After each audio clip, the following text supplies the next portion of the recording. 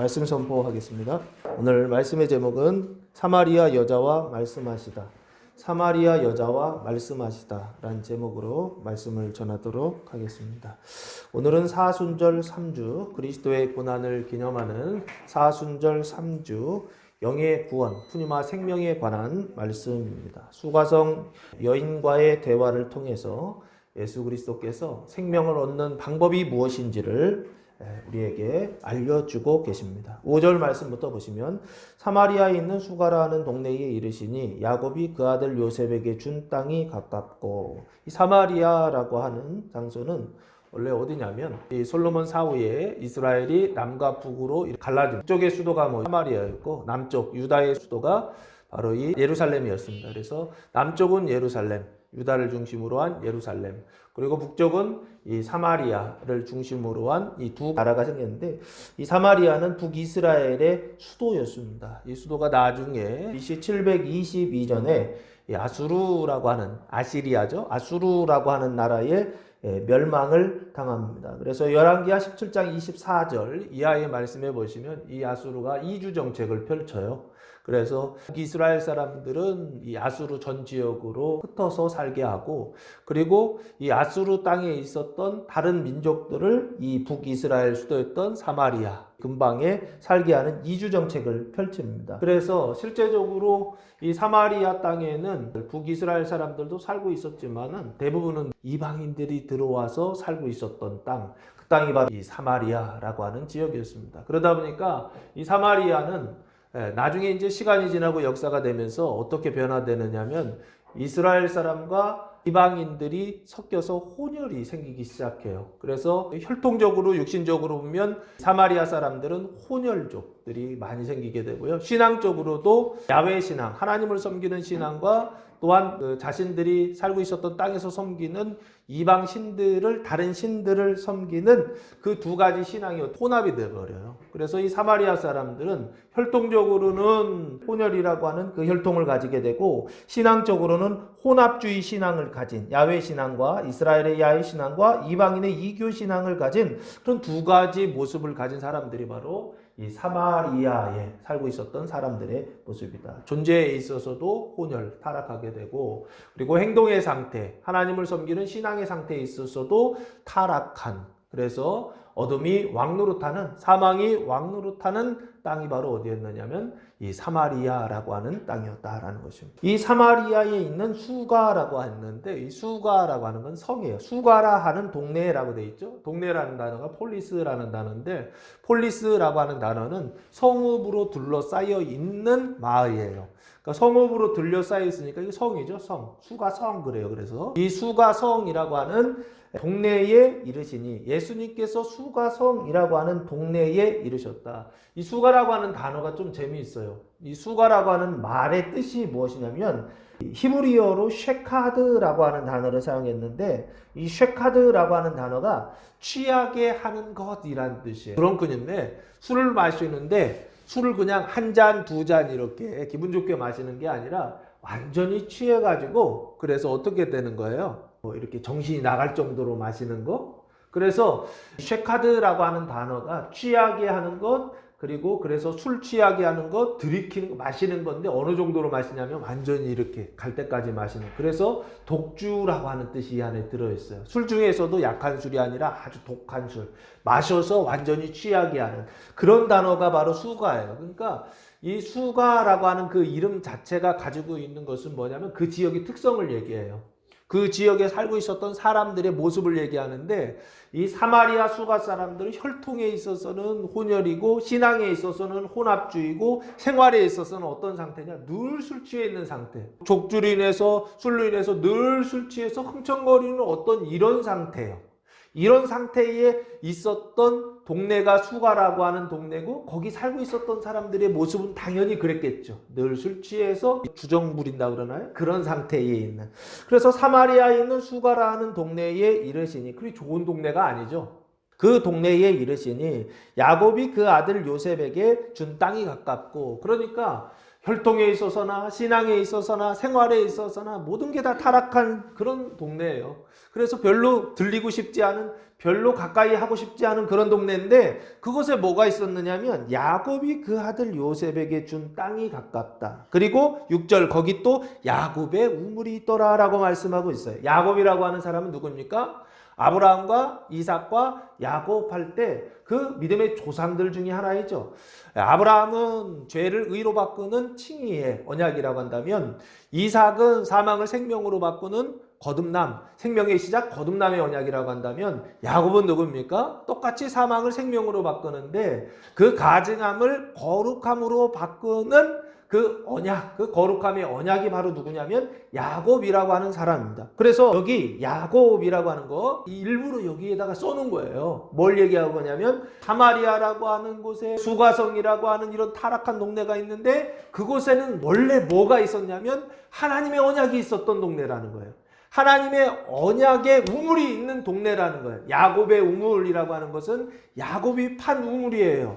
그러니까 이곳에 하나님의 언약이 있었고, 언약이 있었던 동네고, 언약이 있었던 그 우물이 있는 동네가 바로 어디냐면 사마리아 수가성이라고 하는 것을 지금 성경이 말씀하고 있다는 거예요. 일부러 여기에다 넣고 있는 거예요. 성경에서 나오는 많은 어떤 상황들, 장소들 일부러 집어넣은 거예요. 거기다 뭔가를 얘기하려고 집어넣은 거예요.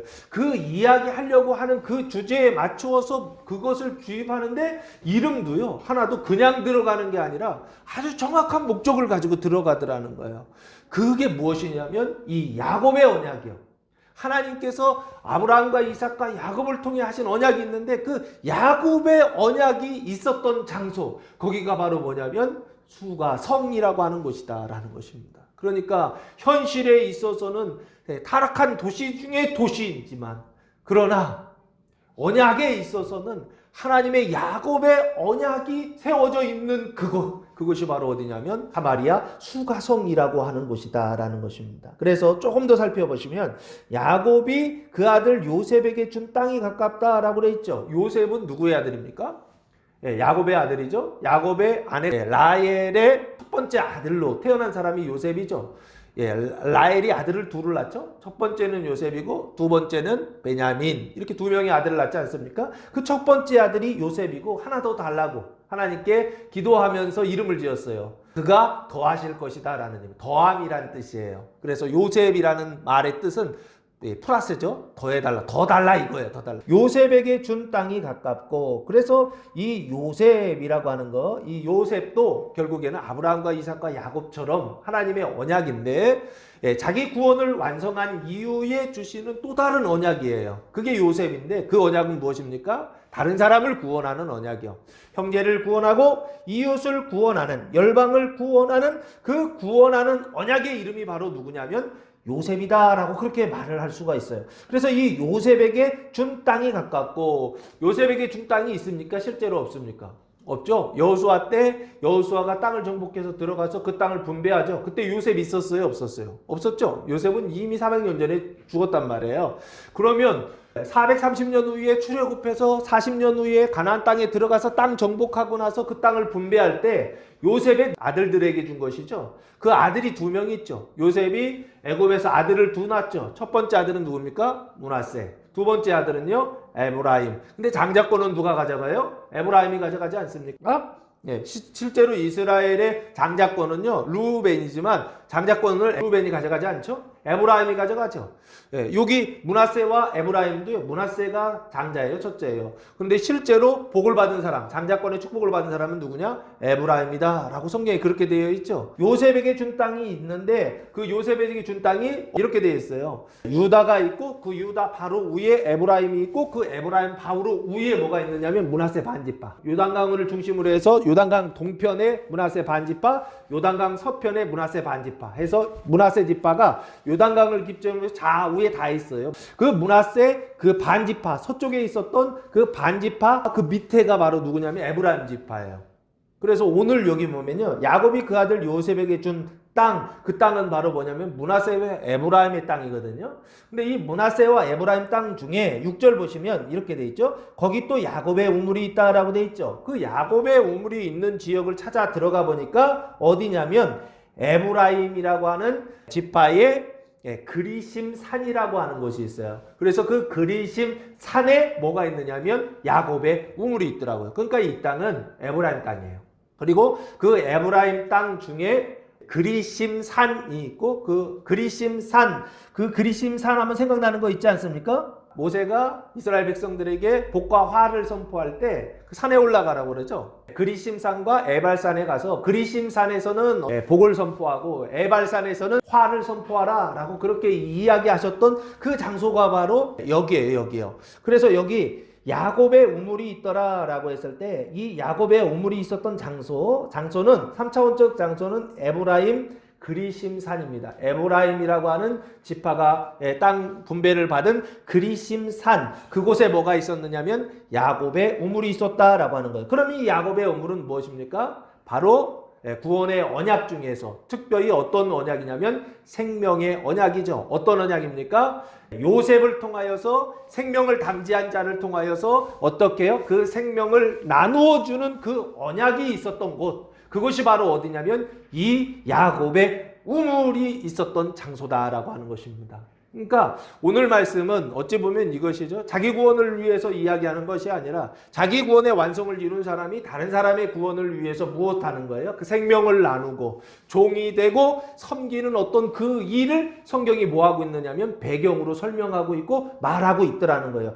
야곱의 우물이 있었던 곳, 그곳에 뭐가 있느냐? 하나님이 이미 야곱과 요셉을 통하여 하신 그 생명의 언약이 있었던 그곳에 예수님께 도달했다라고 하는 거예요. 예수님께서 그곳에 어떻게 하신 거예요? 도착하신 거예요. 그곳에 이르신 거예요. 그래서 예수께서 길 가시다가 피곤하여 우물 곁에 그대로 앉으시니 때가 6시쯤 되었더라 라고 되어 있어요. 지금 예수님께서 어디를 향해서 가고 계시느냐면 3장에서 예루살렘 유다에서 니고데마의 대화를 마친 다음에 어떤 일이 있었느냐면 예수님께서 세례 베푸는 것이 요한보다 더 많다라는 얘기를 유대인들이 들었다는 거예요. 바리새인들이 들어서 그래서 어떻게 하느냐면 예수님을 죽이려고 하니까 예수님께서 어떻게 하시냐면 그들을 피해서 다시 예루살렘으로 가세요. 그게 4장 1절부터 나와 있어요.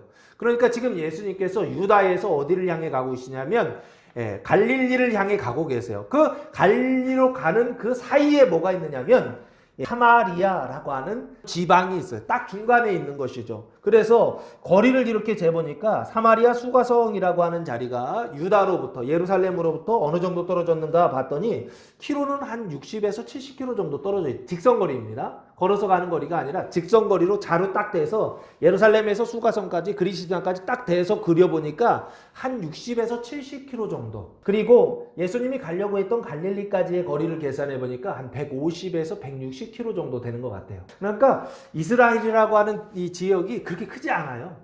아주 작은 이 나라이죠. 그래서 예수님께서 지금 어디를 향해 가시냐면 유다에서 갈릴리를 향해 가시는데 그 중간에 뭐가 있느냐면 사마리아라고 하는 그런 지방이 있다는 거예요. 그래서 반드시 거기를 지나가야 돼요. 근데 유대인들은 거기 좋아한다, 안 좋아한다? 안 좋아해요. 오히려 거기를 무시하고 경멸하고, 그래서 이스라엘 사람들은 그 땅을 지나가는 것 자체를 싫어해요. 그래서 어떻게 하느냐면 돌아가요. 조금 멀리 가더라도 사마리아를 돌아서 가는 그 사람들이 바로 누구냐면 유대인들이에요. 이스라엘 사람들은 이 사마리아 땅에 들어가는 것 자체를 싫어하고 경멸을 해요. 근데 예수님이 어떻게 하셨다? 거기를 들어가셨다는 거예요. 누구를 데리고요? 예수님의 제자들이. 이 예수님의 제자들은 사마리아 사람들입니까? 아니면은 유대인들이에요. 유대인들에 가깝다고요. 이 사람. 갈릴리에 살고 있었지만 유대인에 가까운 사람들이 바로 이 사람들이었다. 근데 이 사람들을 데리고, 예수도 유대인이거든요. 왜냐하면 예수님도 그 유대교 안에 있었기 때문에 그런 것 같아요. 유대교를 믿었다라고 그렇게 얘기해야 되는지까지는 모르겠어요. 유대교 안에 있었어요. 근데 유대교를 믿었다? 이거는 물음표입니다. 자, 그래서 그것을 예수님께서 지나가셨다는 거예요. 그래서 길을 가시다가 피곤하여 우물 곁에 그대로 앉으시니, 왜 거기 앉으셨을까요? 당연히 언약을 이루시기 위해서 앉으신, 피곤해서 앉아 계신 게 아니에요. 그냥 지나가다가 우연히 앉아 계신 게 아니라고요. 거기 예수님께서 앉으신 이유는 뭐냐라고 했을 때 아주 분명하게 그 야곱의 언약, 그 생명의 언약, 그 구원의 언약을 이루시기 위하여 그 우물 곁에 앉으셨다라고 하는 것입니다. 때가 6시쯤 되었다. 유대인의 시간으로 6시죠. 우리나라 시간으로 한 사람은 얼마입니까? 6을 더하면 돼요. 12시 정오입니다. 이 12시 정오도 오늘 말씀에 그냥 나온 게 아니에요. 뒤에 보시면 남편을 데려오라 라고 했을 때 없다 그러니까 네가 5명이 있었고 지금 있는 남편도 네 남편 아니다 그러시거든요. 그러면 이 여자에게 남편은 지금 몇 시예요? 6시죠? 이해되세요? 이전에 있었던 남편이 5시죠? 그리고 지금 있는 남편도 네 남편 아니다니까 그 남편까지 합하면 6시죠? 그러면 이 여자에게 있어서 남편은 총 몇 명이에요? 6이죠? 오늘 여기에 등장하는 6시도 그냥 나온 게 아니에요. 6이라고 하는 아주 분명한 숫자예요. 시간으로 보면 맨 남쪽에가 6시죠. 그리고 서쪽이 9시죠. 동쪽이 3시죠. 맨 위에가 몇 시예요? 12시 아닙니까? 맨 꼭대기 북쪽에 12시 이 지점이에요. 뭔가 여기서 얘기하고 있죠. 하루가 시작돼서 어떻게 되는 거예요? 딱 정점이 돼서 그 다음 지역으로 넘어가는 그 지점이죠. 요 예수님이 오셨던 그 장소, 예수님이 오셨던 그 시간은 뭔가로 바뀌는 시간이라는 거예요. 낮인데 그 낮 중에서도 뭔가로 바뀌는 야곱의 언약이 무엇의 언약으로요? 예수의 새로운 언약으로 바뀌는 그 지점이에요. 그래서 이 12시라고 하는 이 6시쯤 되었다라고 하는 이 시간도 결국에는 뭐라고 봐야 될까라고 했을 때 야곱의 언약을 생명의 언약으로 그 사망의 언약을 생명의 언약으로 바꾸는 시간이라고 봐야 되지 않을까 싶습니다. 그래서 7절 말씀해 보시면 사마리아 여자 한 사람이 물을 기르러 왔음에 예수님 거기 앉아 계세요. 앉아 계시는데 12시쯤 되었어요. 근데 그때 누가 오느냐면 사마리아 여자 한 사람이 이름도 없어요. 그냥 사마리아 여자예요. 그리고 그 한 사람이 2명도 아니죠. 3명 같이 다니지 않아요. 여자 한 명이 뭐하러 왔느냐면 물을 기르러 왔다라고 그래요. 그 물은 어떤 물입니까? 야곱의 우물에서 기르는 물이죠. 그 야곱의 우물에 있는 그 물에는 생명이 있을까요? 없을까요? 아직 없죠. 그래서 생명 없는 물이죠. 그 생명 없는 물을 신앙적으로는 뭐라고 얘기하냐면 사망이라고 그럽니다. 그래서 3차원적 이 야곱의 우물에서 물을 길러서 먹다 보면 어떻게 되느냐면 이 3차원적 육신적인 요구, 물질적인 요구 이거 얻을 수 있을까요? 없을까요? 있죠. 왜? 물이니까요. 그 물을 갖다가 마시면 3차원적인 요구, 육신적인 요구는 이루어져요? 안 이루어져요? 그 목마름은 해결이 되죠. 그러나 이 4차원적인 정신적이고 신앙적인 어떤 요구들, 이 구원은 이루어질까요? 안 이루어질까요? 이루어지지 않는 그 언약이 성취되지 않는 우물, 그 우물이 바로 뭐라고요? 이 야곱의 우물이다라는 거예요. 그래서 늘 인생이 육신적인 요구는 채워지지만 정신적이고 신앙적인 요구, 이 마음의 요구들은 채워지지 않는 상태에 있는 여자, 그 여자가 바로 이 여자라는 거예요. 지금 얘기하는 거예요. 그래서 이 여자, 늘 목마름 속에서, 인생의 목마름 속에서 늘 물을 기르러 오는 여자의 모습이요. 이 모습이 바로 여러분의 모습은 아닌가요? 늘 마시면 조금 되는 것 같은데 조금 지나면 또 목마름. 마시면 목마름. 목마름과 시원함이 계속 반복되는 상태예요. 그 상태에 있었던 여자예요. 이건 여자만 얘기하고 싶었던 게 아니에요. 이 목마름의 상태에 있는 사람들을 얘기하고 있다고요. 목마름과 시원함 속에 있는 사람들이요. 왜요? 구약의 언약이요. 이 야곱의 우물에서 떠온 그 물을 마시는 사람은 그때는 시원하지만 조금 지나면 목마르고 그때는 시원하지만 조금만 지나면 목마른 늘 이 갈급한 이 상태 속에서 살아가더라는 것입니다. 이게 바로 수가성 여인의 모습이었고 지금 우리의 모습은 아닌가 싶습니다. 육신적인 필요는 채워지지만 신학적이고 정신적인 구원은 채워지지 않는 이 상태예요. 그때 예수님께서 이 여자에게 요청을 하세요. 예수께서 물을 좀 달라 하시니 그러시죠. 이 예수는 이 여자와는 정반대의 분이세요. 여자는 늘 물을 마시지만 늘 갈급한 상태, 사망의 상태라고 한다면 예수는 어떤 상태인가요? 예수님은 그 안에 생명을 담지하신 분이시죠. 그래서 그 생명을 어떻게 하는 것이냐면 나누어 주시기 위하여 여기 오신 거예요. 그 생명의 언약, 야곱의 언약을 이루시기 위하여 여기 오신 거예요. 오셔서 여자한테 물을 좀 달라는 거예요. 이 물을 달라라고 하는 것은 예수님께서 물이 정말 필요해서 달라고 했을까요? 오늘 설정에서는 목마른 것처럼 되어 있잖아요. 근데 이 이후에 보시면 제자들과의 상황 속에서 그 음식을 사갖고 와서 주님 드십시오 그랬더니 예수님께서 고맙다 하면서 받아 드시나요? 안 드세요. 그때 뭐라고 얘기하신지 아세요? 나는 너희가 알지 못하는 양식이 있다라고 하시면서 거절을 하세요. 그 얘기는 여기에서 물을 좀 달라고 하는 것은 예수님께서 상황적으로 봤을 때 물 마시고 싶어서 달라고 하는 것처럼 보여요. 그러나 실제로는 그렇지 않아요. 물이 필요해서 물 달라고 하시는 게 아니라고요. 그러면 정말로 무엇을 위해서 예수님께서 물을 달라고 하실까요? 이 여자의 물을 뺏어 먹으려고 물 달라고 하는 것이 아니라 물을 주시기 위해서 요구하시는 거라고요. 어떤 물이요? 진짜 물이요. 그 물은 무엇입니까? 예, 언약을 성취하는 물이요. 야곱의 그 물을, 야곱의 그 언약을, 그 생명의 그 언약을, 사망을 생명으로 바꾸는 그 언약을 성취하는 물이요. 그 영원한 물을 여자에게 주시기 위하여, 그래서 갈급하지 않은 늘 시원한 상태, 영생의 상태에 어떻게 하시려고요? 살아가게 하시려고 뭘 요구하신다? 물을 좀 달라고 요구하시더라라고 하는 것입니다. 주님께서 우리에게 뭔가 요구하실 때가 있어요. 주님께서 이것 좀 하라 말씀하실 때가 있어요. 물 좀 달라고 말씀하실 때가 있어요. 여러분이 가지고 있는 어떤 것들 중에 달라고 하실 때가 있다고요. 그 달라고 하는 것은 주님이 필요해서 달라고 하신다? 아니라고요. 요즘 그런 얘기가 얼핏 있더라고요. 교회가 주일 예배를, 주일 성수를 포기하지 못하는 이유는 하나님께 예배드리기 위하여 포기하지 못하는 게 아니라 돈 때문에 그렇다라는 얘기들이 있더라고요. 인터넷 뉴스에 보니까. 네, 돈 때문에 주일 성수를 못한다는 거예요. 그 포기하지 못한다. 왜요? 그렇게 되면 재정적인 문제가 생기고 그러다 보면 교회가 힘들어지니까 그래서 못한다는 얘기들이 얼핏 있더라고요. 거짓말입니다. 실제로 그런 사람들이 있다고 한다면 그건 교회가 아니죠. 목회자도 아닙니다. 진짜 교회, 진짜 예수는 무엇을 위해서요? 필요해서 그거 달라는 거 아닙니다. 무엇을 위해서요? 생명을 주시기 위하여 그 일을 하시더라는 거예요. 여러분이 가지고 있는 어떤 걸 달라고 하시더라는 거예요. 그 물을 달라고 하더라. 여러분이 그것을 통해서, 그 물을 통해서 어떻게 해요? 시원함을 느끼는 어떤 그것이요. 그것을 통하여 여러분이 여러분 자신의 만족을 느끼는 그것이요. 그걸 달라고 하시더라고요. 그거 뺏으려고 하시는 게 아니더라는 거예요. 영원한 만족, 영원한 생명을, 그 물을 주시기 위하여 물을 달라라고 주님께서 그렇게 요청하더라라고 하는 것입니다.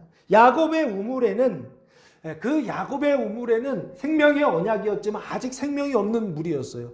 육신의 시원함은 줄 수 있었지만 그 영혼의 시원함을 주지 못하는 그런 물이었다고요. 근데 예수의 물은 좀 달라요. 그 예수 안에는 그 영원한 그 시원함이요, 그 변하지 않는 그 시원함을 주시는 그 물이 그 안에 있더라는 거. 그거 주시려고 여자에게 뭐 달라고요? 네가 가지고 있는 그 물 좀 달라라고 요청하시더라라고 하는 것입니다. 하시니 8절 말씀해 보시면 이는 제자들이 먹을 것을 사러 그 동네에 들어갔음이로라. 주님께서 달라고 할 때 여러분 어떻게 하시겠습니까? 주님께서 여러분에게 물 좀 달라고 했을 때 여러분 어떻게 하시겠어요? 저는 못 줍니다 이러시겠어요? 얼마든지 그럴 수 있겠죠. 얼마든지 그럴 수. 저도 그렇더라고요. 저도 안 돼요 주님, 못 해요. 그러시겠죠. 나도 목말라요. 그런 거죠. 그때 물 좀 달라 하시니 8절 보시면 이는 제자들이 먹을 것을 사러 그 동네에 들어갔음이로라 그랬어요. 이 제자들은 어떤 제자들입니까? 마태, 마가, 누가복음을 지나간 요한복음의 제자들이죠. 그러면 죄의 문제가 해결됐습니까? 안 됐습니까? 해결됐죠. 그래서 죄에서 의로 넘어온, 그래서 누가복음 24장에 보시면 부활하신 다음에 주님께서 제자들에게 오셔서 너희에게 뭐가 있을지어다, 평강이 있을지어다 라고 하는 말씀까지 들은 제자들이죠. 그래서 이 제자들은 칭의 중생한 제자들이다 아니다. 생명이 시작된 사람들이죠. 칭의 중생하여 생명이 시작된 제자들이에요. 그 제자들이 먹을 것을 찾으러 어디로 가느냐면 그 동네에 들어갔다는 거예요. 이거 잘한 거예요? 잘못한 거예요? 이거 아주 잘못한 것입니다. 왜 잘못한 것입니까? 그 동네가 어디예요? 사마리아 수가성이죠. 그 사마리아 수가성이라고 하는 동네는 어떤 도시입니까? 사망의 도시죠. 맞죠? 맞죠? 그 사망의 도시요. 그 사망의 도시로 들어가서 무엇을 찾았다라는 거냐면 먹을 양식을 찾았다, 생명의 양식을 찾았다라고 하는 것입니다. 이거는 잘한 거야, 잘못한 거죠? 그러면 어디로 가야 됩니까? 생명의 도시로 가야 되죠. 그 생명의 도시, 생명의 언약이 있는 도시가 어디입니까? 예루살렘, 평화가 있는 도시죠. 예루살렘 언약이 있는 도시로 가야 되죠. 실제로 눈에 보이는 3차원적 예루살렘을 얘기하는 게 아니에요. 이 예루살렘 언약은 무엇을 얘기하느냐? 생명이 있는 도시에 대한 언약이라고요. 그 생명이 있는 그 도시, 예루살렘이라는 단어가 City of 샬롬, 그러니까 평화, 피스라는 단어라고 했죠. 평화의 도시라고 그랬잖아요. 그 평화의 도시, 생명의 도시가 바로 예루살렘 언약이라고요. 그 예루살렘 언약을 통해서, 표징을 통해서 메시지를 전달하고 있다고요. 그분이 바로 누구다? 생명의 도성, 예수 그리스도를 언약하고 있는 성이 바로 예루살렘 성이더라는 거예요. 그러니까 이 사람들이 지금 수가성에 가가지고서 양식을 구했는데 실제로는 수가성에 가서 양식을 구하는 게 아니라 생명의 도성이 되시고 생명의 양식이 되시는 예수 그리스도에게 찾아가서 어떻게 해야 되는 그 양식을 구해야 된다고요. 근데 제자들은 그거 안다 모르더라는 거예요. 언제요? 칭의 중생한 이후에. 이 여자는요 아직 아무것도 시작 안 했죠. 이해되십니까? 이 여자는 칭의 중생 이전에 어떤 여자입니까? 예수를 전혀 알지 못하는 여자이죠. 근데 제자들은요. 마태, 마가, 누가복음을 지나서 칭의 중생하여서 이제는 뭐 해야 되는 거예요? 생명이 성장하고 그 완성을 향해 나아가야 되는 사람들이죠. 그때 먹어야 될 양식이 있다고요. 그게 6장에서 요한복음 6장에서 무슨 말씀이 나오냐면 오병이어의 사건이 나오고 생명의 떡 사건이 나와요. 그 생명의 떡 사건을 통해서 먹고 마셔야 되는 그 양식이 바로 뭐냐면 예수님 자신이라고 그랬거든요. 그걸 구해야 되는데 이 사람들은 그걸 알았다 몰랐다는, 오늘날도 이런 성도들 많아요. 칭의 중생한 이후에 무슨 양식을 먹어야 되는지 몰라서 다시 수가성에 가가지고 사마리아 성에 가가지고 세상으로 가서 어떻게 한다고? 그 양식이요, 그 생명의 떡을 구하려고 거기에 돌아가는 사람들이 의외로 교회 안에 많이 있더라. 그러면 이 사람들은 어떻게 할까요?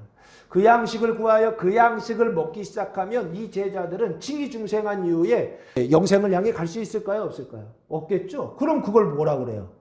타락이라고 하죠. 믿음으로 나아가는 것이 아니라, 영생을 향해 나아가는 것이 아니라 다시 타락하여서 그의 삶 속에 생명이 아니라 사망이 나타나는 그 타락한 삶을 살아가는 어떤 상태, 이게 바로 누구냐면 제자들의 모습이다라는 거예요. 그래서 이 제자들에게 뭐를 주시기 위하여? 그 생명의 양식 거룩함을 주시기 위하여 원래 말씀은요, 이 수가성 여인에게만 초점이 있는 게 아니라 제자들한테 초점이 있어요. 그래서 26절 이후에 보면 제자들에 대한 얘기가 나와요. 근데 그것까지 다 얘기하려면 너무 힘들어서 그건 지금 빼고 얘기하고 있는 것입니다. 그래서 이 제자들이 먹을 것을 사러 그 동네에 들어갔다라고 하는 것은 잘한 거냐 잘못된 거냐? 잘못된 거예요.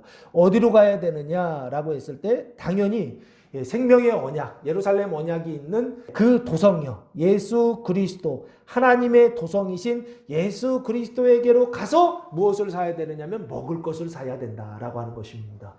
어떻게요? 믿음으로요, 말씀으로요. 그것을 사서 먹고 마실 때, 그때 비로소 이 제자들은 어떻게 되느냐? 생명으로 더 성장하고 자라서, 그래서 영생에 이르게 된다라고 하는 것입니다. 근데 제자들은 그러지 못했다라는 거예요. 아직 상태가 이런 상태였다라는 것입니다. 여러분도 기억하셔야 돼요. 칭의 중생한 이후에 이제 좀 알겠다 했을 때 그때 내가 어디로 가야 되는지, 하나님의 도성으로 가야 된다고요. 생명의 그 마을로 가야 된다고요. 그곳에서 뭘 먹어야 된다고요? 생명, 하나님의 양식이요, 생명의 양식을 먹어야 된다. 근데 제자들은 그러지 못했다라는 것입니다. 누구처럼요? 수가성 여인도 마찬가지였고요. 9절 말씀해 보시면 사마리아 여자가 이르되 당신은 유대인으로서 어찌하여 사마리아 여자인 나에게 물을 달라 하나이까? 유대인으로서 어찌하여 사마리아인 여자에게 물을 달라 하나이까? 이는 유대인이 사마리인과 상종하지 아니함이라 라고 그랬어요. 유대인으로서 어찌하여 사마리아 여자인 나에게 물을 달라 하나이까? 라고 그렇게 질문을 해요. 어찌 보면 눈에 보이는 대로 지금 말하고 있는 것이죠. 근데 이게 감정이 좀 섞여 있어요. 이는 유대인이 사마리아인과 상종하지 아니함이라 라고 되어 있어요. 유대인들은 사마리아인과 상종하지 않아요. 왜 상종하지 않는다 그랬죠? 더럽다고 생각해요. 부정하다고 생각해요. 그리고요, 가증하다고 생각해요. 그래서 그 사람들과 상종하지도 않고 같은 자리에 앉지도 않고 만나지도 않고 대화하지도 않아요. 거기를 지나가지도 않아요, 심지어.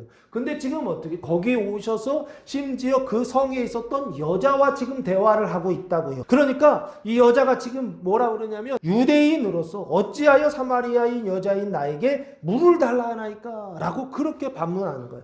유대인이라고 하는 것은 무엇입니까? 유대인은 유대교를 믿는 사람들을 유대인이라고 그래요. 그래서 이 유대교를 믿는 사람들은 육신적으로 보면 어떤 사람들이에요? 순수혈통이죠.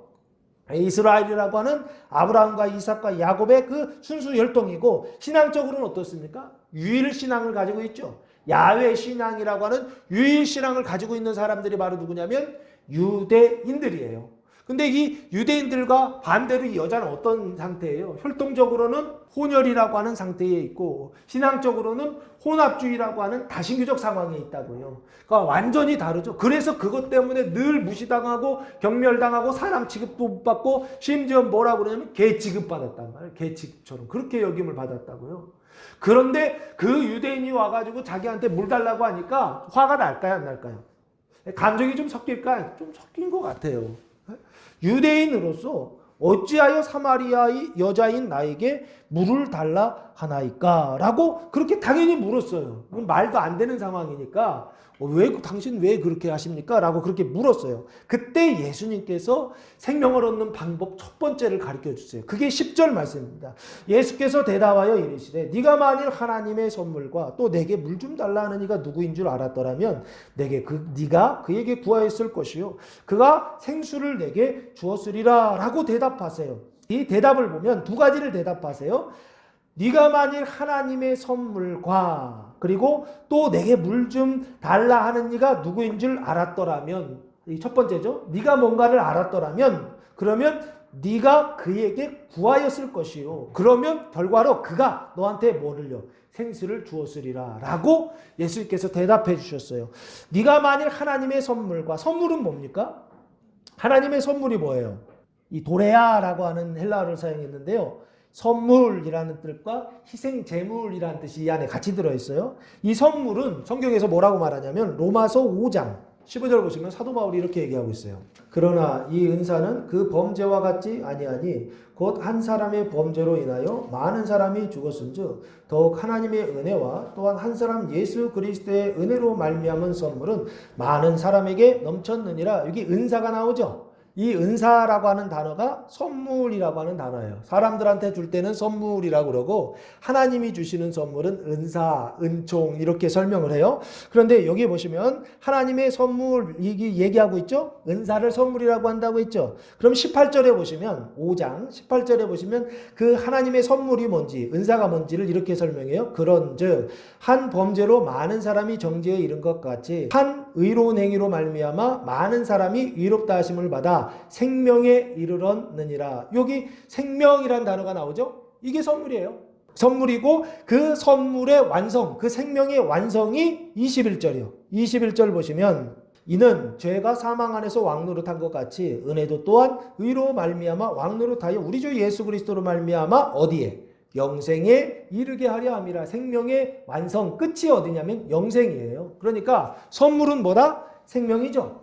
그 생명의 완성은 뭐다? 영생이죠. 그 선물이요. 하나님의 선물이요. 그 생명의 시작을 거듭남이라고 그랬죠. 그 생명이 성장하는 걸 거룩함이라고 그랬죠. 그 완성이 바로 뭐라고요? 영생이다라고 지난주에도 말씀드렸죠. 그러니까 지금 여자가 도달해야 될 지점은 어디냐면 생명을 받는 것이죠. 제자들이 지나가야 될 지점은 생명을 받았으니까 이제 성장해야 되죠. 거룩해야 되죠. 그래서 어디를 향해 가야 되냐면 영생, 완전을 향해 나아가야 되는 그 하나님의 선물은 생명의 선물이고 시작과 성장과 완성 세 가지를 다 얘기하고 있다고요. 또 내게 물 좀 달라 하는 그분이 누구십니까? 예수죠. 물 좀 달라고 말하는 사람이 누구예요? 지금 예수님이시죠. 그 예수가 누구인지를 알았더라면 이게 영생을 얻는 첫 번째 방법이에요. 예수가 누구인 줄 아는 거예요. 예수가 누구이십니까? 마지막에 25절 말씀 보시면 여자가 이르되 메시아 곧 그리스도라 하실 이가 오실 줄을 내가 아노니 그가 오시면 모든 것을 우리에게 알려주시리이다. 그 예수를 지금 뭐라고 고백하냐면 메시아 그리스도라고 하는 단어로 지금 표현하고 있다고요. 그러니까 지금 물 좀 달라 하는 이가 예수고 그분이 누구냐라고 했을 때 그분은 그리스도다라는 거죠. 그래서 예수 그리스도인 거예요. 그래서 예수 그리스도가 누구인 줄을 알았더라면, 그분이 누구인 줄을 알았더라면 네가 그에게 뭐하였을 것이다? 구하였을 거예요. 구하는 건 뭡니까? 기도하는 것이죠. 무엇을 기도하는 것입니까? 하나님의 선물을 기도하는 것이죠. 누구에게 기도하는 것입니까? 그에게, 예수에게 주는 것이죠. 생명을 주시는 분에게 구하였을 것이요. 그러면 그가 뭐하였을 것이다? 생수를 내게 주었으리라. 그럼 너는 생수를 어떻게 하는 거예요? 받는 것이죠. 그 생수를 받는 방법, 그 생명을 얻는 첫 번째 방법은 뭐냐면 아는 거예요. 무엇을 안다고요? 하나님의 선물이 뭔지를 알고 하나님의 선물을 주시는 분이 누구인 줄을 알고 그분이 누구인 줄을 알면 그 다음 하는 일이 뭐라고요? 기도하는 일이죠. 그러면 결과 어떻게 된다고요? 생수, 생명을 주신다 이것이죠. 그럼 보세요. 예수가 누구인지를 아는 것이요. 이 아는 것은 어떻게 합니까? 무엇을 통해 알아요? 말씀을 통해서 알고 성경을 통해서 알고 성경을 읽을 때 예수가 그리스도이시구나, 예수가 메시아이구나, 이분이 생명을 하나님의 선물을 주시는 분이시구나 라고 하는 걸 아는 거죠. 그러니까 예수를 아는 것은 곧 뭐냐면 말씀을 듣는 것이고 성경을 읽는 거예요. 그리고 두 번째 구하였다라고 하는 건 기도하는 것이죠. 누구에게 구해요? 예수에게 구하죠.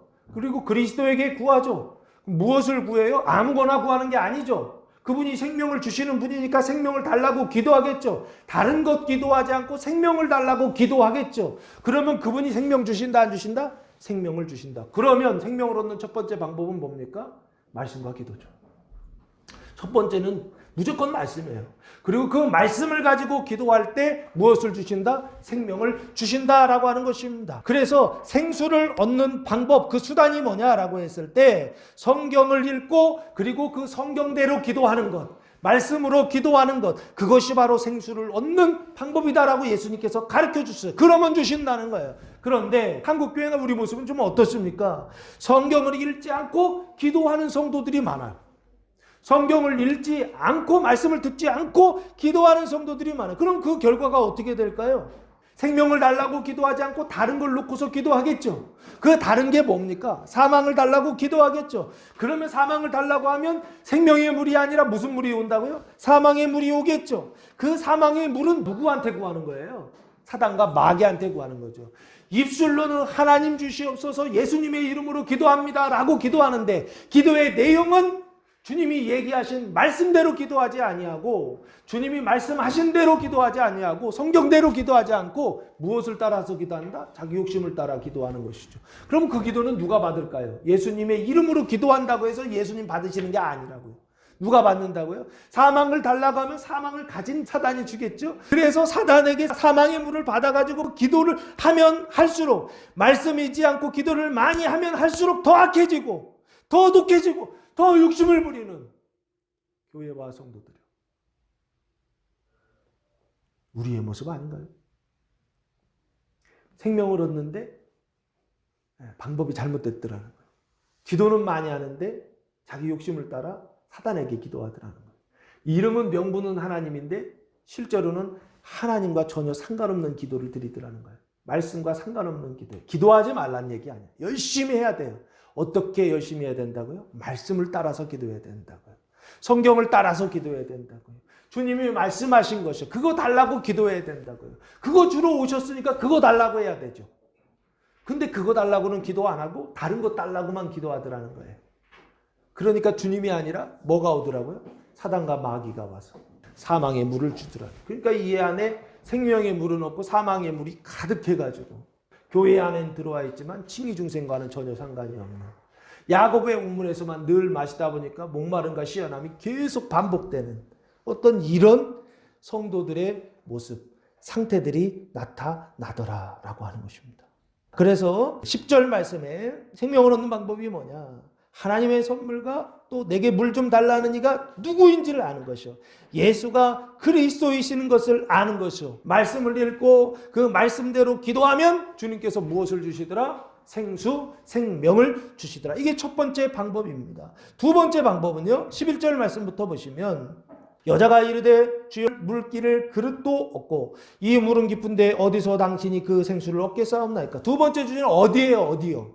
어디에서 그 생수를 얻을 수 있게 물 길을 그릇도 없다는 거예요. 우물에서 물을 떠가지고 줘야 되는데 이렇게 생각한 거죠.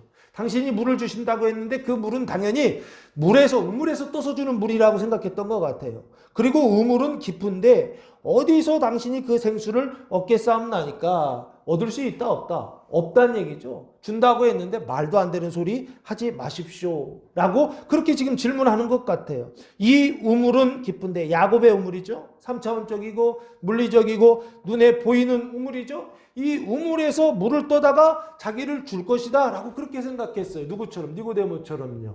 거듭남도 똑같이 생각하지 않았습니까? 사람이 거듭난다고 한다면 어떻게 해야 되는 거예요? 엄마 모태에 다시 들어갔다가 나야 되는 것입니까? 이렇게 반문하지 않았습니까? 여기도 똑같죠. 눈에 보이는 대로만 말한다고요. 근데 예수님 그 얘기 하신다 안 하신다? 안 해요. 눈에 보이지 않는 것을 얘기한다고요. 눈에 보이지 않는 물을 얘기한다고요. 눈에 보이지 않는 생명을 얘기하고 계시더라고요. 근데 여자는 알았다 몰랐다? 몰랐다. 여러분은요? 알고 계십니까? 여러분이 뭘 받아야 되는지 알고 계세요? 주님이 뭘 주시는지 알고 계세요? 무엇을 통해서 주시는지 알고 계세요? 물질을 사물을 주시는 것처럼 무엇을 통해서 말씀을 통해서 믿음을 통해서 여러분에게 생명 주시는 거 알고 계세요? 지금 그 생명이 나눠지고 있다라고 하는 거 알고 계세요? 말씀을 통해 나눠진다고요. 성경을 통해서 나눠진다고요. 그걸 내가 받는 거라고요. 그걸 내가 듣고 마음으로 듣고 영접하여 먹는 거라고요. 믿음으로요. 그래서 12절 말씀해 보시면 한 가지 더 질문이 있어요. 여자의 질문이 어디서 얻을 수 있습니까? 두 번째, 우리 조상 야곱이 이 우물을 우리에게 주셨고 또 여기서 자기와 자기 아들들과 짐승이 다 마셨는데 당신이 야곱보다 더 크니 당신이 더 큽니까? 야곱보다 당신이 더 크냐라고 하는 그 질문을 하고 있어요. 이 여자는 아직도 어디에서 그 물을 찾고 있느냐? 구약에서 생명을 찾고 있어요. 그 구약에서 생명의 물이요. 야곱의 우물에서 생명의 물을 찾고 있어요. 오늘날도 이 야곱의 우물에서 생명을 찾는 성도들이 너무 많아요. 예수님께서 어디에서 찾아야 되는지를 이제 말씀해 주세요. 그러면서 13절 말씀에 예수께서 대답하여 이르시되 이 물을 마시는 자마다 다시 목마르려니와 이 물은 무슨 물입니까? 12절에 야곱의 우물이죠. 그 구약의 언약이죠. 그 말씀이죠. 구약의 말씀 자체가 잘못된 게 아니에요. 성경 자체가 잘못된 게 아니에요. 그 구약의 우물을 통해서 메시지 무엇을 발견해야 되느냐면 예수를 발견해야 돼요. 그런데 그 구약이라고 하는 언약을 통해서 그 생명이 그 언약을 성취하시는 예수를 보지 않고 그 구약의 우물에서만 물을 마시려고 한다고요. 그러면 시원함을 얻을까요? 못 얻을까요? 얻어요. 시원함을 얻어요. 구약에서도 시원함을 얻어요.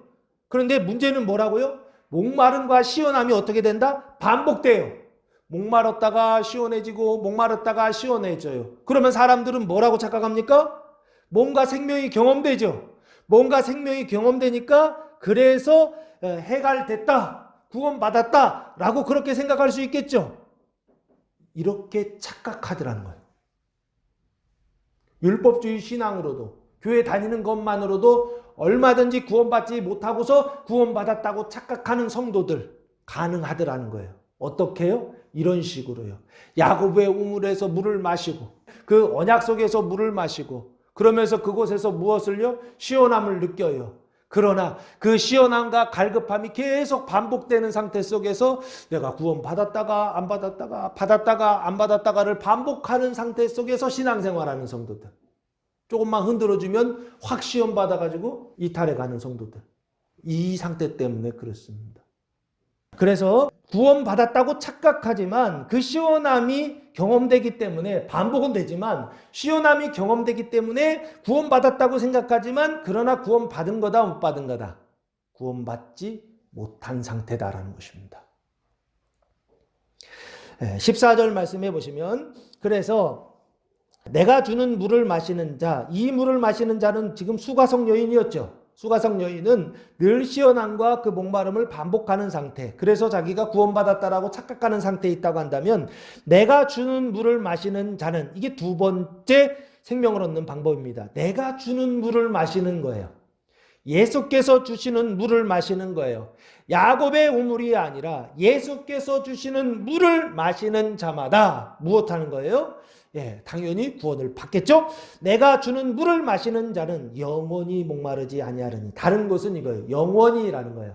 목마르지 목마르다 시원하다 목마르다 시원하다 이 반복됐죠. 야곱의 우물은. 근데 예수가 주시는 물은 영원히 목마르지 아니하리니, 다시 목마르지 않다는 거예요. 내가 주는 물은, 예수께서 주시는 물은 그 속에서 영생하도록, 이 그라고 하는 단어가 아우토수라고 하는 단어를 사용했어요. 그 사람 안에서 라는 뜻이에요. 그 안에서 라는 뜻은 그 사람 안에서 마시는 자죠. 그 물을 마시는 자 안에서죠. 그렇죠? 그 마시는 자 안에서죠. 그래서 그 마시는 자가 뭐예요? 믿는 자죠. 마시는 자는 믿는 자죠. 그 믿는 자, 그 말씀을 믿는 자 안에서 영생하도록 솟아나는 뭐가 된다? 샘물이 되리라 그러셨죠. 계속 솟아난다는 거예요. 그런데 샘물이라는 단어가 할로마이라는 단어를 사용했는데 돌진하다라는 뜻이에요. 뛰어오르다. 그러니까 그냥 조금씩 퐁퐁퐁퐁 솟아나는 게 그냥 팍팍팍팍 나오는 거예요. 물이요. 막 돌진하듯이요. 막 솟아오르는 이런 상태를 요 샘물이라는 단어, 솟아나는 이라는 단어, 할로마이라는 단어가 막 그렇게 물이 막 솟아 올라온다는 거예요. 올라오는 뭐가 되느냐면 샘물, 폐계, 휘돌, 샘이라고 하는 단어와 물이라는 단어의 합성어예요. 폐계라는 샘이라는 단어고, 이 폐계라는 단어는 샘, 근원, 공급원이라는 뜻이에요. 그러니까 생명이 시작되는 그 샘이라는 뜻이에요. 시작점이요. 그리고 물이 되리라, 휘돌이라고 하는 물이 되리라. 그래서 계속 생명이 공급되는데 그 생명이 공급되는 것이 너 자신에게 있는 것이 아니라 내가 주는 그 물이 계속 그 안에서 물이 계속 올라오게 한다는 거예요. 그래서 그 샘에 어떻게 해요? 물이 가득 차게 해서 영생에 이르게 하는 샘물이 된다라고 예수님께서 설명하셨어요. 누가 주시는 물을 마시면, 예수께서 주시는 물을 마시면, 그러면 어떻게 된다? 영생하도록 솟아나는 샘물이 된다라고 하는 것입니다. 그러나 예수의 언약이 아니라, 새 언약이 아니라 야곱의 그 옛 언약, 그 물에서 계속 물을 마시고 있다고 한다면 이 사람의 상태는 어떻게 될까요? 늘 어떻게 돼요? 그 샘에 물이 차지 않으니까 늘 물을 부어야 되죠. 그래서 늘 물을 부어서 어떻게 해야 되는 거예요? 마르면 채우고 하는 일들을 계속 반복해야 되죠. 이게 얼마나 힘든 일이에요. 근데 이걸 계속 반복하다 보면 어떤 현상이 일어나요? 얼굴이 새카매지는 현상이 일어나요. 교회에서 신앙생활하면서 하나님을 믿는다고 하면서 영생하도록 솟아나는 샘물이 이 안에서 계속 올라와서 나를 채워야 되는데, 내가 그 샘물을 채우기 위해서 계속 야곱의 우물에 가서 그것을 채우고 있다고 한다면 이 사람은 어떻게 되겠어요? 그걸 채울 수 있는 사람이 있을까요? 없을까요? 밑 빠진 독에 물 붓는 거하고 똑같다. 아무리 채우려고 해도 채울 수가 없죠. 영생하도록 솟아나는 샘물이에요. 주님 주시는 물을 마셔야 된다고. 그 주님 주시는 물을 마시는 것, 이것이 바로 두 번째 생명을 얻는 방법이다라고 하는 것입니다. 그 물을 마시지 않고 늘 어떻게 내가 가서 야곱의 우물 가서 떠다가 부어놓고 떠다가 부어서 마시고 떠다 부어서 마시면 채워진다 안 채운다? 절대 채우지 못한다라고 하는 것입니다. 그래서 예수님 말씀하셨던 거예요. 어디서라고 했을 때 야곱의 우물이 아니다라는 거예요. 그러면 어디에서 해야 됩니까? 라고 했을 때 내가 주는 물을 마셔야 된다라고 말씀하셨습니다. 예수 그리스도께서 주시는 물을 마셔야 된다라고 한다고. 그럼 내가 주는 물은 뭡니까? 이게 신약, 새로운 언약의 말씀이죠. 내가 주는 물이 뭐냐고요. 요한복음 6장 54절 말씀. 내 살을 먹고 내 피를 마시는 자는 영생을 가졌고 마지막 날에 내가 그를 다시 살리리니. 내 살을 먹고 내 피를 마신다라고 되어 있죠. 내 살과 피, 예수님의 살과 피, 그게 바로 지금 얘기하는 내가 주는 물과 관련이 있죠. 먹고 마시는 것과 관련이 있죠. 그 살과 피, 이것을 먹는다는 게 뭐예요? 요한복음 7장 38절 말씀. 나를 믿는 자는, 믿는 자가 나오죠. 나를 먹는 자, 나를 마시는 자 같은 얘기죠. 나를 믿는 자는 왜냐하면 그 뒤에 성경의 이름과 같이 그 배에서 생수의 강이 흘러나오리라. 샘물이 되리라. 생수의 강이 흘러나오죠. 똑같은 말씀이죠. 그래서 어떻게 해요? 샘물이 되어서 채우면 그 샘이 가득 차서 밖으로 흘러나오죠. 나와서 흐르면 뭐가 돼요? 시냇물이 되고 강이 되고 바다가 되는, 생명의 바다가 되는 이 환상이 어디에 있어요? 요한계시록, 에스겔에 다 기록되어 있지 않습니까? 지금 그 말씀을 하고 있는 거라고요. 내가 주는 물을 마셔야 그 안에서 샘물이요, 근원이요, 물의 근원이 되어서, 그래서 거기서 복의 근원이 되는 거죠. 거기서 물이 나오는 거예요. 복이 나오는 거예요. 생명이 나오는 거예요. 그래서 내가 채우는 게 아니라 내가 주는 그 물이 여 안에서 생명을 채운다고요. 내 안에 그 생명을 채워서 나중에는 흘러가게 한다고요. 그래서 그 생명을 다른 사람에게 나누는 생명의 사람이 되게 하신다라고 하는 걸 주님께서 말씀하신다고. 야곱의 우물에서 마시면 안 된다고요. 어디요? 예수께서 주시는 그 물을 마셔야 된다고요. 그 물을 마실 때, 그것을 믿을 때 우리는 비로소 예수님의 그 십자가죠. 예수님의 살과 피는 십자가예요. 그 죽으심을 우리가 믿을 때 우리는 영생하도록 솟아나는 그 샘물을 받게 된다라고 하는 것입니다. 이게 두 번째 주님의 말씀이에요. 세 번째는 15절 말씀 보시면 여자가 이르되 주여 그런 물을 내게 주사 목마르지도 않고, 여기 장소가 나오죠. 여기 물 기르러 오지도 않게 하옵소서. 이제 뭔가 좀 이 여자는요 금방금방 알아들어요. 예수님 뭐라고 말씀하시면 그렇습니까? 그렇다면 여기 오지 않게 해달라고 그렇게 말해요. 그런 물을 내게 주사, 달라고 구하죠. 목마르지도 않고 여기 물 기르러 오지도 않게 하옵소서. 이 여기라고 하는 장소는 어디입니까? 당연히 야곱의 우물이죠. 그리고 구약의 말씀이죠. 그리고 이게 바로 뭐냐면 율법주의예요. 네가 해야 된다는 거예요. 자기가 사람이 뭔가를 해서 구원에 이르게 된다. 네가 물 퍼와야 된다 이거죠. 네가 가서 야곱의 우물에 가서 물을 떠다가 마셔야 어떻게 된다는 거예요? 구원을 받는다? 시원하다. 네가 뭘 해야 된다라고 하는 이 야곱의 언약. 이것을 원래 뜻은 그게 아니에요. 야곱의 언약은요. 그 야곱의 언약을 통해서 메시아 생명을 주시는 분이 성취할 것이다라는 것인데, 이것을 잘못 해석해서 네가 물 떠다가 네가 스스로 해결해야 된다라고 가르쳤던 게 율법주의예요. 그래서 그 율법주의 속에 있었던 여자가 바로 이 여자예요. 지금요. 네가 뭘 해야 된다는 거예요. 그래서 여기 보시면 야곱에 보면 구약의 말씀, 율법주의, 이게 자의적 해석이에요. 이 율법주의 때문에 여기 물 길르러 늘 오던 여자예요. 목마름과 시원함에 반복되는 늘 이 장소예요. 야곱의 우물이요. 이 야곱의 우물과 같이 오늘날이요, 한국 교회의 모습은 어떤가요? 또한 우리 교회는 어떤가? 우리가 좀 냉철하게 생각해 볼 필요가 있습니다. 그리고 생각해야 된다고 생각합니다. 이 우리 교회가 말이에요, 늘 목마름과 시원함이 반복되는 그런 장소는 아닌가? 그래서 늘 무엇인가 내가 막 계속 이 여자와 같이 계속 떠야 되는 어떤 그런 상태가 아닌가? 내 신앙의 모습이 내가 뭐 계속 뭔가를 해야 된다라고 하는 이런 상태 속에서 살아가고 있지는 않은가? 이거 심각하게 생각해 보셔야 됩니다. 주님께서 주시는 물을 마셔서 그 물이 생명의 근원이 돼서 그 물이 내 안에서 계속 뿜어져 올라와서 생명의 강이 돼야 되는데, 실제로 그렇지 않고 내가 뭘 해서 내가 그 물을 떠다가 해야 된다라고 하는 어떤 생각들 속에서, 생각들 때문에 계속 헌신하고 봉사해야 되는 어떤 기계처럼요. 헌신 봉사를 제가 하지 말라는 뜻이 아닙니다. 비하하는 게 아니에요. 오히려 그것이 구원으로 나아가는데 방해가 되는 율법주의가 되더라는 것입니다. 그래서 이게 목마름과 시원함이 계속 반복되다 보면 성도들이 나중에는 알아차려요. 뭘 알아차리냐면 이게 어느 순간부터 냉철하게 보여지기 시작해요. 그러다 보면 아니구나라는 판단이 와요. 그러면 어떤 현상이 오냐면 교회를 이탈하는 현상들이 나와요. 그런 사람들을 뭐라고 부르냐면 요즘 가난한 성도라고 그래요. 교회에 갔는데 교회에서 끊임없이 네가 해야 된다고 그러니까 계속 해봤는데 안 돼요. 됐다 안 됐다 안 됐다 됐다 계속 반복돼요. 그러다 보니까 어떻게 된 거예요? 아닌가 보다 라고 생각돼서 이탈하기 시작해요. 그 성도들을 가난한 성도라고 불러요. 왜 가난한 성도라고 부릅니까? 거꾸로 하면 안 나간다고 해서 안 나가 성도, 가난한 성도라고 불러요. 신앙은 있는데 교회에 안 나가는 성도들이요. 왜요? 요것 때문에 그런 거예요. 여기 물길로 오지도 않게 하옵소서. 실제적으로는 물길로 가기 싫은 거예요. 야, 이게 너무 힘든 일인 거예요. 고단한 거예요. 그런데도 어떻게 해요? 할 수 없어서 가는 거예요. 그러다가 할 수 없어 가다가 이제는 막판이 되면 아유 모르겠다. 못해 먹겠다. 하고서 뛰쳐나가는 현상. 그게 지금 우리의 모습 아니냐는 거예요. 한국교회의 많은 분들이 지금 이런 상태에 있지 않느냐는 거예요.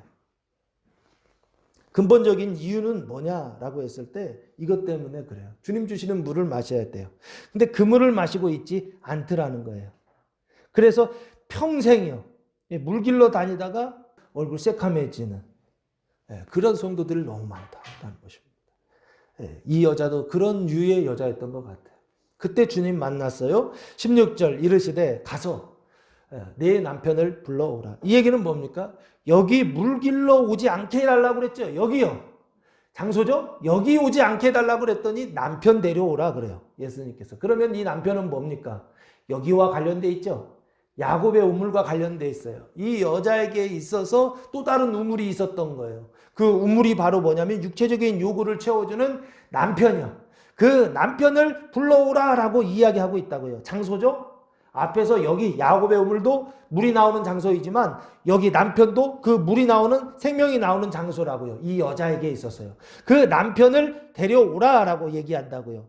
네? 남편을 데려오라. 목마름을 해결하는 곳이죠. 이 야곱의 우물과 같이 목마름을 해결하는 그곳이 바로 남편이었다고요. 그래서 그 남편을 데려오라라고 예수님께서 요구하세요. 그때 여자가 대답해요. 17절에 이르되 나는 남편이 없나이다.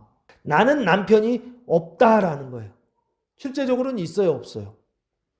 있죠. 그래서 예수님이 이르시되 네가 남편이 없다는 말이 옳도다 그랬어요. 그럼 거짓말을 어떻게 하신 거예요? 남편이 있잖아요. 근데 없다고 얘기했잖아요. 그럼 거짓말이죠. 근데 예수님은 뭐라고 하세요? 네 말이 맞아 그러신다고요. 맞아요, 틀려요? 이 거짓말을 어떻게 하신 거예요? 용인해 주시는 거죠. 그렇죠? 동조해 주시는 거죠. 3차원으로 보면. 근데 예수님이 왜 이렇게 얘기하셨을까요? 여자는 왜 이렇게 얘기하고요? 다른 얘기하고 싶어서 그런 거예요. 무슨 얘기요? 그 뒤에요. 18절 너에게 남편 5이 있었다라는 거예요. 지금 있는 자도 내 남편이 아니다라는 거예요. 그래서 네 말이 참되다라고 예수님 말씀하세요. 그러면 앞에 다시 가셔서 남편이 없다라고 하는 것은 무슨 얘기냐면 여자가 남편이 없다고 얘기한 건 뭐예요? 그 남편이 야곱의 우물이고 그 야곱의 우물이 나의 시원함을 해결하려고 했던 어떤 곳인데 당신 얘기를 들어보니까 이 사람은 나에게 있어서 야곱의 우물도 아니고 그리고 그것을 시원하게 해결해주는 영원히 해결해주는 그 사람도 아니더라는 고백이에요. 그래서 어떤 것입니까? 3차원으로 남편이 없다라는 고백이 아니라 4차원적으로 신앙적으로 나에게는 구원이 없다라고 하는 자포자기식의 어떤 대답이라고요. 그때 예수님께서 네 말이 맞다라고 얘기하시는 것이죠. 그 네 말이 맞다라는 것은 무엇입니까? 목마름을 해결하는 곳이 없다라고 하는 네 말이 맞다는 거예요. 그래서 어떻게 해요? 갈 데가 없다라는 거예요. 예? 그 갈 데가 없는데 이 남편도 아니고 저 남편도 아니고 지금 있는 남편도 아니고 그래서 갈 데가 없는데 그래서 남아있는데 그 남아있는 곳이 바로 어디냐? 성전과 교회예요. 나간 사람들은 가나안 성도라고 한다면요. 안 나간 성도들이 있어요. 그래서 교회에 남아있는 성도들이요. 생명은 없는데 생명 없음을 알고 있음에도 계속 그 자리에 남아있는 성도들이요. 왜요? 저기 가도 똑같더라는 거예요. 그리고 딴 데 가도 똑같더라는 거예요. 여기 가도 저기 가도 똑같으니까 가서 고생하느니 적응하느라고 또 고생하느니 사람들 사귀느라고 고생하느니 그냥 있었던데 그냥 있자. 이런 그냥 눌러 앉는 자포자기식의 어떤 그런 신앙인들이요. 이 여인의 모습이 마치 그렇지 않은가 싶어요. 그래서 88절 말씀해 보시면 너에게 남편 5이 있었고 남편 아네르라는 단어인데 사람, 남편, 씨라고 하는 뜻입니다. 생명의 씨죠. 씨 5이 있었고 이전에 있었던 것이죠. 그리고 지금 있는 자 6번째 남편이죠. 내 남편이 아니니 그렇게 얘기하죠. 그러면 내 말이 참되도다. 그러면 보세요. 이 남편이라고 하는 건 3차원적으로 보면 육체적인 남편이죠. 그 남편을 통해서 야곱의 우물, 목마름을 해결하는 장소이죠. 그러면 이전에 다섯이 있었고 지금 있는 남편도 그것을 해결하지 못하고 있다라고 그러죠. 이것을 종교적으로 신앙적으로 보면 이 남편은 뭘까요? 이 남편은 크게 보면 저는 6가지 남편이 있다라고 봐야 되지 않는가 싶습니다. 그 첫 번째가 무엇이냐면 이방인일 때 혼혈이라고 그랬죠. 이 혼혈이라고 하는 것은 이방인과 이스라엘이 이 반반씩 섞여 있는 것이죠. 이방인 때 가지고 있었던 신앙의 남편이 있었죠.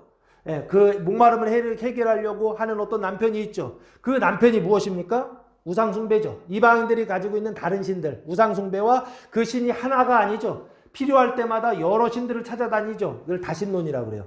그래서 이방 신들과 다신론이라고 하는 남편이 있었고, 그리고 이스라엘 땅에 들어와서 그 땅에서 야훼 신앙을 가지면서 가지고 있었던 또 신이 있어요. 하나님이라고 하는 이름 안에서 여호와 야훼라고 하는 이름 안에서 가졌던 신이 있다고요. 교회 밖에서 가졌던 남편이 있고 교회 안에 들어왔을 때 가지고 있는 남편이 있더라는 거예요. 진짜 남편이 아니라 가짜 남편. 그런데 교회 안에는 들어왔는데 칭의 중생하기 이전에 가짜 남편들, 목마름을 해결해 주지 못하는 그 야곱의 우물과 같은 그 남편들이 있더라는 거예요. 6인데 지금 2 얘기했죠. 그럼 4명 남았죠. 그 4명이 누굴까라고 했을 때 이게 바로 사두개인, 바리새인, 에세네, 젤루땅이라고 봐야 되지 않을까 싶습니다. 사두개인은 무엇입니까? 성전을 중심으로 해서 구원에 이르려고 하는 사람들이에요. 바리새인은 누구입니까? 율법을 통해서 구원에 이르려고 하는 사람들이에요. 에세네는 무엇입니까? 공동체 생활을 통해서 구원에 이르려고 하는 사막에서 사는 사람들이에요. 젤루땅은 누구십니까? 자기의 폭력, 힘을 통해서 해방을 이루려고, 구원을 이루려고 하는 사람들이에요. 구원의 수단만 다른 것뿐이죠. 그렇죠? 성전이나 율법이나 공동체나 칼이나 수단만 다른 것뿐이지 공통적인 건 다 뭡니까? 자기죠. 6 남편이 있었는데 그 6 남편이 다 누구를 중심으로 해서? 자기를 중심으로 해서 어떻게 하는 것입니까? 내가 남편을 구하는 거예요. 우상숭배도 내가 섬긴 거고, 다신론 다른 신들도 내가 섬긴 거고, 성전을 통해서도 성전이 나쁘다는 거 아니죠? 율법이 나쁘다는 거 아니에요? 공동체 생활이 나쁘다는 거 아니에요? 그리고 이 칼, 무력이라고 하는 폭력이라고, 이게 무조건 나쁘다는 것이 아닙니다. 이것이 잘 사용돼야 되는, 이것을 통해서 하나님 언약하고 계시더라는 거예요. 무엇을 언약하고 계시다고요? 예수 그리스도요. 성전 되시는 예수 그리스도요. 말씀 되시는 예수 그리스도요. 교회 공동체 되시는 예수 그리스도요. 젤루땅은 뭐라고 해야 될까요? 심판하시는 예수 그리스도요. 그 예수 그리스도를 뭐하라고? 지시하고 표징하는 그 수단들을, 언약들을 통해서, 메시지를 통해서 예수 그리스도를 봐야 되는데 실제적으로는 뭐하고 있었던 거예요? 이 여자는요. 하나님의 그 은총의 수단이 하나님인 줄 알고 섬기고 있더라는 것입니다. 그게 수가성 여인의 6번째 남편이요. 그 특별히 6번째 남편을 이 6가지 중에 어떤 남편으로 특정해야 될까라고 했을 때 저는 이게 사두개인이라고 봅니다. 이유가 있어요. 성전을 중심으로 해서 예배를 드리는 것이, 제사를 드리는 것이 구원에 이르는 방편이다라고 그렇게 강조하는 사람들이 사두개인이거든요. 그 뒤에 나오는 18절에 지금 있는 자도 내면 남편이 아니다 그러잖아요. 그 지금 있는 자 6번째 남편은 누굴까? 사두개인이라고 봐요. 왜? 성전을 중심으로 해서 예배드리는 걸 얘기해요. 그래서 그 뒤에 내용이 19절 여자가 이르되 주여 내가 보니 선지자로소이다. 선지자라고 하는 얘기는 영감을 받아서 하나님의 말씀을 하시는 분이십니다 라는 얘기예요. 우리 조상들은 그러면서 하는 얘기가 뭐냐면 우리 조상들은 이 산에서 예배했다는 거예요. 예배드리는 장소를 얘기하고 있죠. 당신들의 말은 예배할 것이 어디에 있다? 예루살렘에 있다. 예루살렘에 뭐가 있죠? 성전이 있죠. 그 성전을 중심으로 해서 구원에 이르려고 하는 사람들이 누구라고요? 사두개인들이요. 그러니까 지금 있는 남편, 이 여자에게 있어서 남편은 사두개인인가 보다라고 그렇게 생각하는 거예요. 그래서 우리 조상들은 이 산에서 예배하였는데, 그러니까 이거죠. 너에게 남편 5이 있었는데 18절 지금 있는 자도 내 남편이 아니니 내 말이 아니다. 이 얘기는 뭐냐면 구원은 남편이 아니라는 거예요. 구원은 6 남편을 통해서 해결되지 않는다는 거예요. 그리고 나서 예수님이 그 다음 거를 풀어가시는 거예요. 우리 조상들은 이 산에서, 이 산은 어디입니까? 그리심산이에요. 그리고 예배하였는데, 그러니까 그리심산에서 예배했다는 거예요. 당신들의 말은 예배할 것이 어디에 있다? 예루살렘에 있다. 그렇게 돼 있죠. 당신들의 말, 유대인들이죠. 특별히 사두개인들의 말은 예배할 곳이 어디에 있다? 장소죠. 예루살렘에 있다. 여기 오지 않게 해달라고 하는 것에 대한 대답이에요. 여기 장소, 예루살렘 아니다라는 거예요. 예수님 뭐라고 했습니까? 21절에 예수께서 이르시되 내 말을 들으라. 이 산에서도 말고 이 산 아니다 이 얘기죠. 그리고 예루살렘에서도 말고 예루살렘도 아니다라는 얘기죠. 예루살렘에 있었던 예루살렘 그 안에 있는 산이 있죠. 시온산이죠. 시온산. 그러니까 그리심산도 아니고 시온산도 아니고 이 산당도 아니고 예루살렘 이 성전도 아니고 너희가 아버지께 예배할 때가 이르리라 하면서 때를 얘기하고 있죠. 장소 아니다라는 거죠. 첫 번째 남편 아니고 장소 아니죠. 요즘 이런 논쟁이 있더라고요. 어떤 논쟁이냐면 구원은 장소가 결정하는가? 라고 했을 때 주님 아니다 그랬잖아요. 그리심산이냐? 아니다. 예루살렘 시온산이냐? 아니다. 라고 했잖아요. 눈에 보이는 어떤 장소냐? 아니다. 그 얘기를 하고 있죠. 이제 요즘 코로나 때문에 온라인 예배 많이 드리잖아요. 그러니까 뭐라 그러냐면 그렇게 하면 안 되고 주일날 가서 예배를 드려야 된다. 이런 주장들이 막 나오고 있더라고요. 근데 예수님 뭐라고 말씀하세요? 장소 아니다라는 얘기예요. 장소가 안 중요하다는 얘기가 아니에요. 예루살렘도 중요하고 그리심산도 중요해요. 제가 봤을 땐 중요해요. 근데 주님이 얘기하신 그게 결정하지 않는다는 거예요. 그건 언약이라는 거예요. 그건 메시지라는 거예요. 주일날 교회에 와가지고 예배 드리는 건 이거 메시지라고요. 메시지요. 그것 자체가 구원을 결정하지 않는다고요. 근데 우리는 자꾸만 그게 내 남편이라고 생각한다고요. 그게 내 생명줄이라고 생각한다고요. 그 생명줄을 붙들려고 한다고요. 아니라고요. 여러분에게 있어서 그 생명의 샘물, 영생하도록 수단하는 생명의 샘물은 남편도 아니고 장소도 아니고 그러면 오프라인 아무 상관없는 거죠. 온라인도 상관없는 거죠. TV 뭐 아무것도 상관없는 거죠. 이해되십니까? 그럼 뭐가 결정하느냐라는 거예요. 예배할 때가 이르니 하면서 때를 얘기하고 있죠. 장소 아니다 하면서 때를 얘기하고 있죠. 그러면서 22절 너희는 알지 못하는 것을 예배하고 너희는 알지 못하는 것이라고 되어 있잖아요.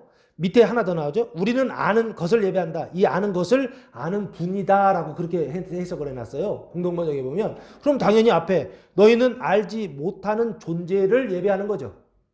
그리고 우리는 아는 분, 아는 존재를 예배하는 거죠. 너희는 모르는 사람을 예배하는 거야. 우리는 아는 분을 예배하는 거야. 근데 그 모르는 분, 아는 분이 누구예요? 이는 구원이 어디에서 남이라? 유대인에게서 남이라 그랬죠. 요 구원이라는 단어가 소테리아라고 하는 단어를 사용했는데 이 소테리아 앞에 관사가 붙어 있어요. 네, 토라고 하는, 호라고 하는 관사가 붙어 있어요. 호라고 하는. 그러면은 당연히 이거는 구원자라는 뜻이에요. 구원자는 어디에서 난다? 유대인에서 나서 우리는 안다는 거예요. 근데 너는 안다 모른다? 모른다는 거예요. 그 뜻이에요.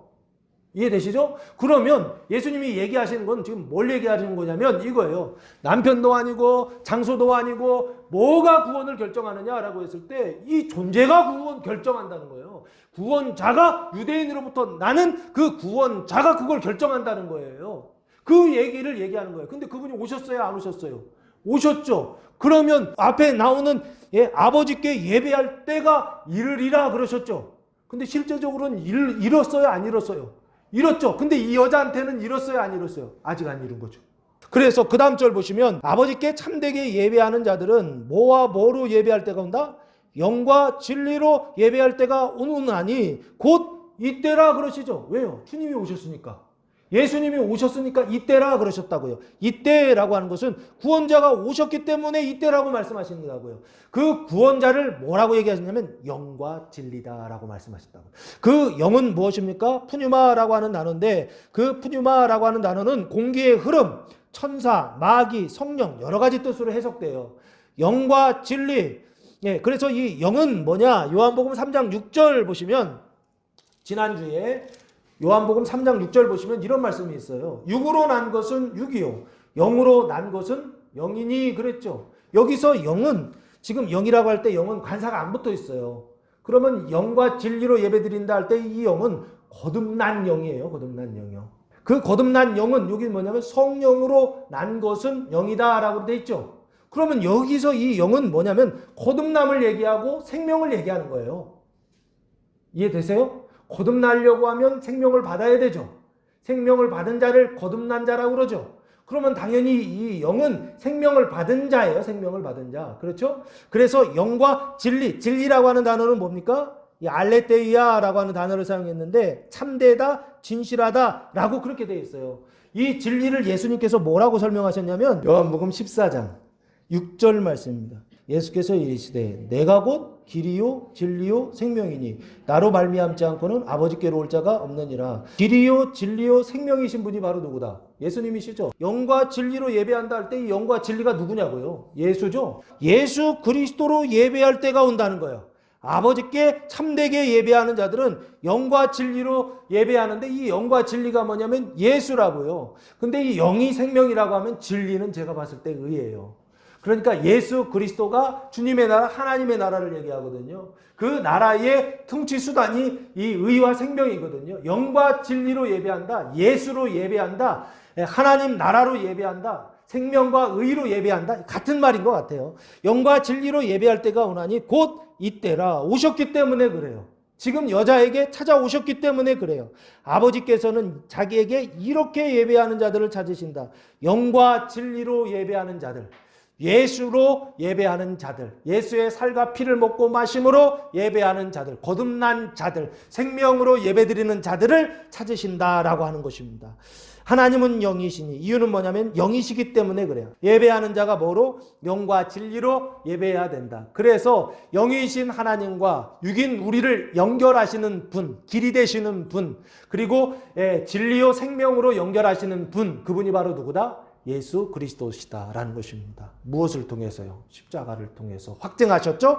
예수 그리스도 영으로 예배할지니라 라고 말씀하고 있어요. 그러면서 25절 여자가 이르되 메시야, 그러니까 여자가 이 얘기를 딱 하니까 알아들었어요. 뭐라고 했냐면 메시아 얘기를 확 꺼내버려요. 곧 그리스도라 하는 이가 오실 줄을 내가 아노니 그가 오시면 모든 것을 우리에게 알려주시리. 메시아라고 하는 것은 장소 아니다라는 얘기를 계속했죠. 남편도 아니고 예루살렘도 아니고 뭐 그리심산도 아니고 그러면서 뭐라고 하냐면 구원자다, 어떤 존재다, 장소 아니다. 그러니까 존재 얘기를 확 꺼내버리죠.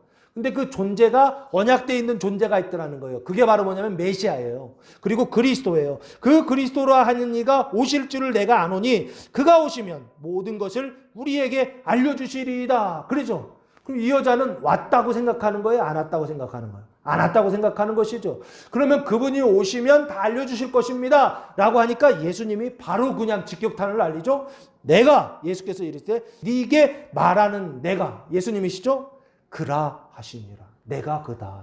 내가 메시아고 내가 그리스도고 내가 생명이고 진리이고 나를 통해서 예배하는 자, 하나님께 신령과 진정으로 예배하는, 영과 진리로 예배하는 자, 하나님께서 기뻐하시는, 하나님께서 찾으시는 자다라고 그렇게 대답해 주셨어요. 여기 중요한 게요, 이런 단어가 나와요. 내가 그라라고 하는 단어가 나오죠. 내가 그라라고 하는 단어가 뭐라고 쓰여지냐면 원어로는, 헬라어로는 에고 에미라는 단어를 사용하고 있어요. 이 에고라는 얘기가 나라는 뜻이고요, 에미라는 단어가 이다라는 뜻이에요. 내가 그다, 내가 메시아다라는 단어인데요, 이 단어가 구약에 나와요. 요한복음에서 에고에미라는 단어가 굉장히 많이 나와요. 그런데 그 단어가 원래 어디에서 온 단어냐면 출애굽기 3장 14절 말씀입니다. 하나님이 모세에게 이르시되 나는 스스로 있는 자이니라. 요 스스로 있는 자, 나는 스스로 있는 자라는 단어가 히브리어로는 하야, 아세르 하야라는 단어예요. 이게 헬라어로는 에고 에이미라는 단어예요. 그리고 영어로는 I am, that I am이라는 단어예요. 스스로 있는 자다. 존재를 존재케 하는 자다. 철학에서는 이걸 부동의 동자다라고 그렇게 예전에 제가 공부했던 기억이 나요. 부동의 동자다라는 단어.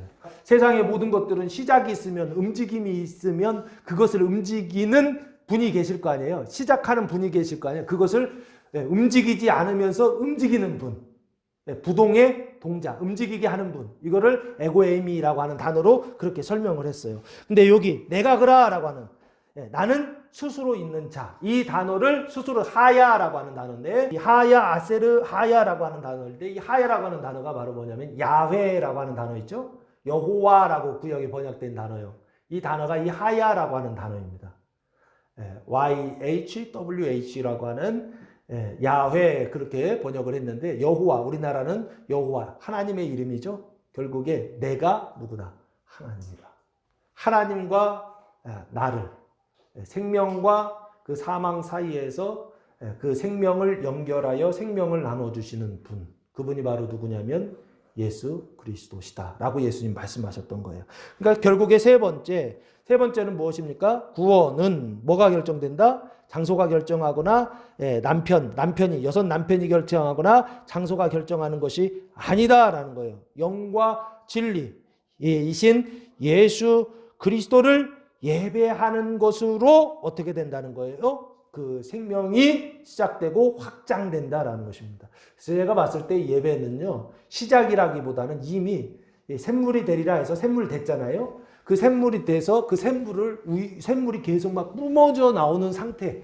이 상태가 바로 뭐냐면 예배의 상태예요. 영과 진리로 예배하기 시작할 때, 예배 드릴 때, 그래서 우리가 가정에서 예배 드리잖아요. 주일날 이렇게 예배 드리고 가정에서 예배 드릴 때 그 영과 진리로 예수 그리스도로 예배하기 시작할 때 그 가정이 뭐가 되느냐면 생명의 집이 되는 것입니다.